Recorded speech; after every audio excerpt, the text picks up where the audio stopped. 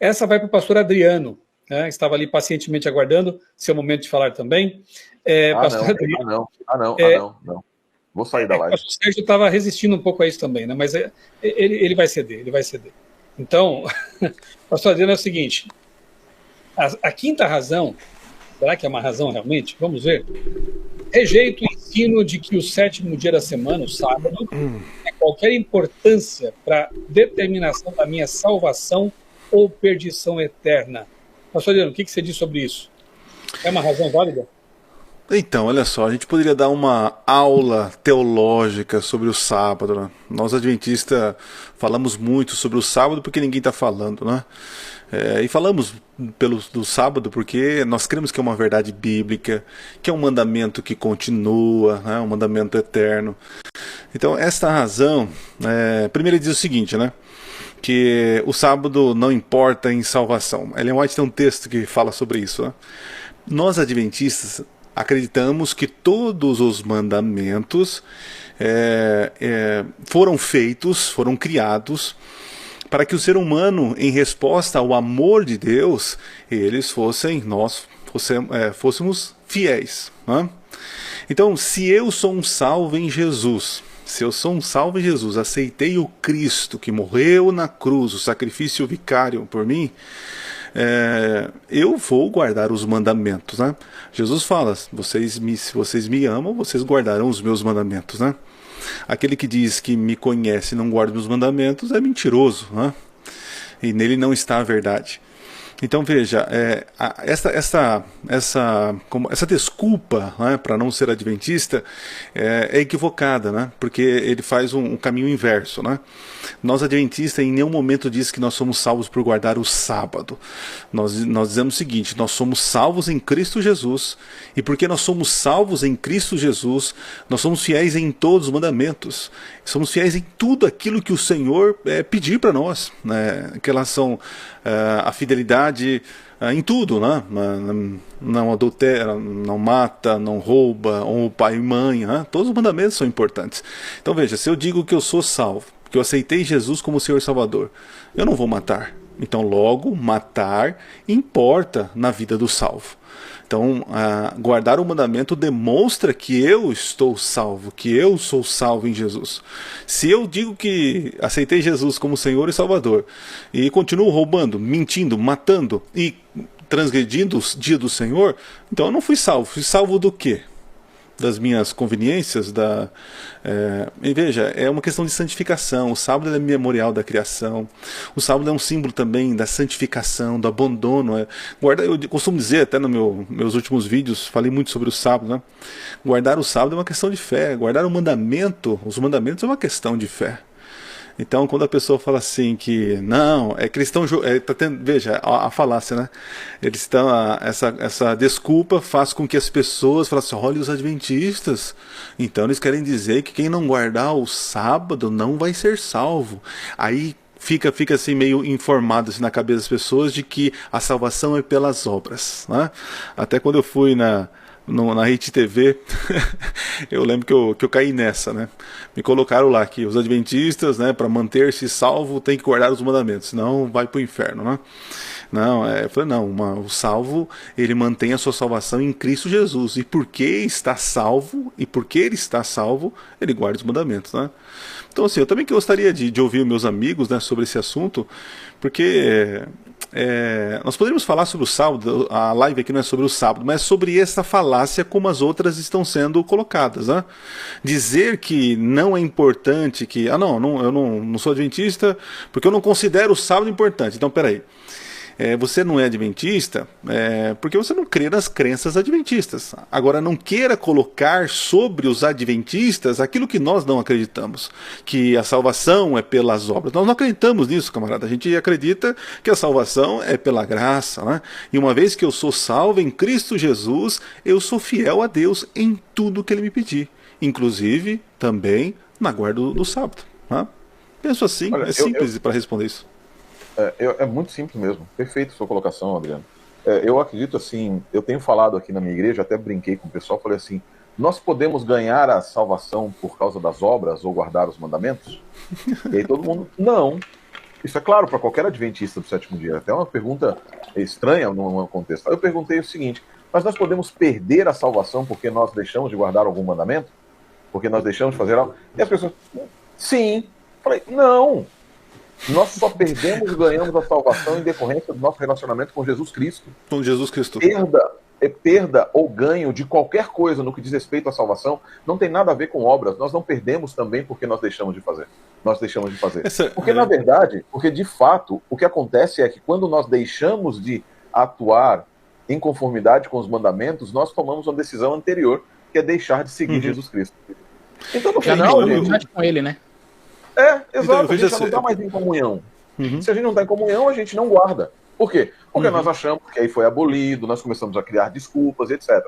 Pastor Sérgio, eu gosto de uma frase que a minha esposa usa, ela diz assim, a Bíblia fala que Satanás pode até se transfigurar em anjo de luz, mas em nenhum lugar é dito que um anjo de luz se transfigura em Satanás.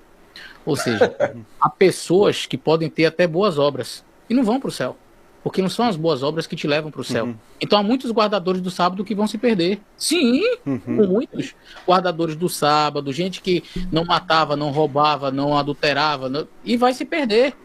Porque não são as boas obras que te levam para o céu. Mas é impossível aquele que vai ser salvo não ter as boas obras. Não praticar boas obras. Então, um anjo de Satanás pode até se transfigurar em anjo de luz. Mas o anjo de luz jamais se transfigura em Satanás. Ou seja, todo aquele que é salvo vai demonstrar isso através de suas obras. Não é porque essas obras vão garantir alguma coisa. Elas são sempre um resultado daquilo que ele já recebeu do seu relacionamento com Jesus. Exato. Olha, porque a pessoa pensa assim que aceitei Jesus, ok, estou salvo. Aí eu começo a minha caminhada, minha santificação. Caí em pecado, estou perdido, perdi a salvação. As pessoas pensam, até... É um ganho e perde. É um ganho e perde toda hora, né? Então, veja, é uma mentalidade legalista, tanto para ganhar a salvação, como para perder a salvação, percebe? E Cristo fica longe. Então, assim, eu lembro que eu aprendi com o Voltaire, finado Voltaire, né? Ele disse assim em sala de aula, que mudou minha vida, né? A nossa luta não são contra os pecados, mas é ficar aos pés de Cristo. Porque uma vez que eu fico aos pés de Cristo, eu guardo o sábado, eu sou fiel à minha esposa, eu amo. Então é isso. Então, o rapaz aí que fica falando essas coisas, é que assim, tá faltando no nosso povo um pouquinho de tutano aqui. Vamos pensar, peraí, não tem sentido o que ele tá falando. É um espantalho, é uma bobeira de internet. Entende? E essa, na verdade, é uma citação de Ellen White, onde ela fala, e que eles usam esse texto, né, de Ellen White, onde ela diz assim, a guarda do sábado importa em salvação ou perdição. É exatamente dentro desse contexto que ela está falando.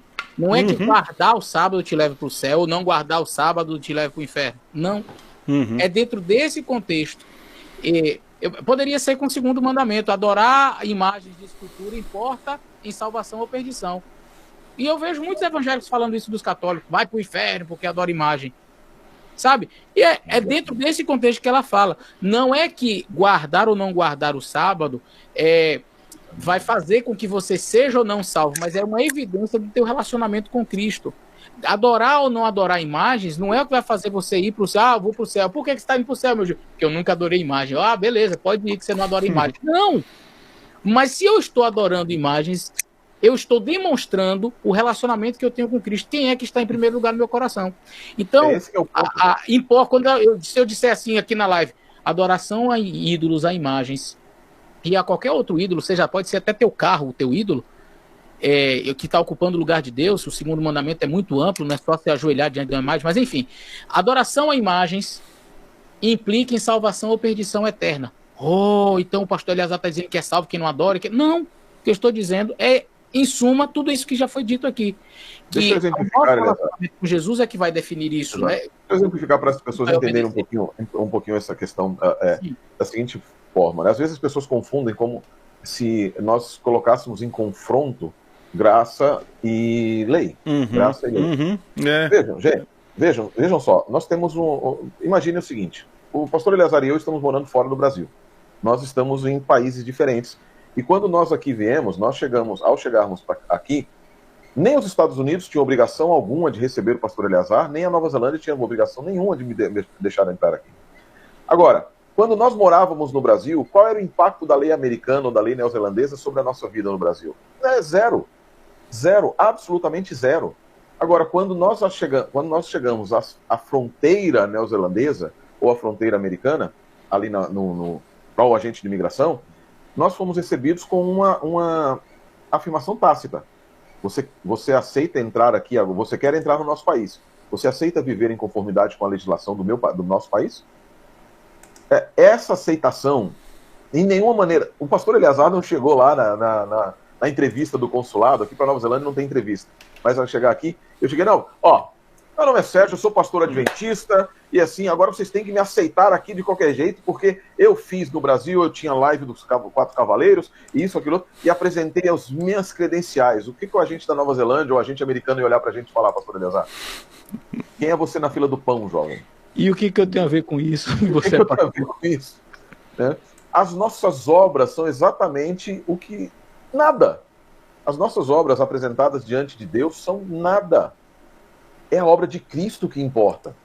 É a obra de Cristo que importa.